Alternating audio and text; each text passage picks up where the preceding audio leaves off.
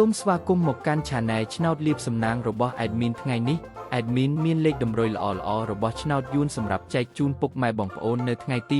29 ខែ 12 ឆ្នាំ 2025 នេះដូចនេះ Admin មិនចង់ឲ្យចំណាយពេលវេលារបស់ពុកម៉ែបងប្អូនយូរតោះយើងមកតាមដានលេខតម្រុយរបស់យើងទាំងអស់គ្នាសម្រាប់លេខតម្រុយ2លេខមាន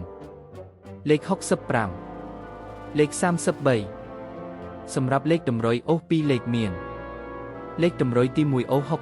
60និងលេខតម្រុយចុងក្រោយអូស30សម្រាប់លេខតម្រុយ3លេខមាន950គុណនិង303គុណសម្រាប់លេខតម្រុយថ្ងៃនេះ Admin សូមជូនពរឲ្យពុកម៉ែបងប្អូនជួបតែសំណាងល្អទាំងអស់គ្នាហេងមានលាភមានជ័យ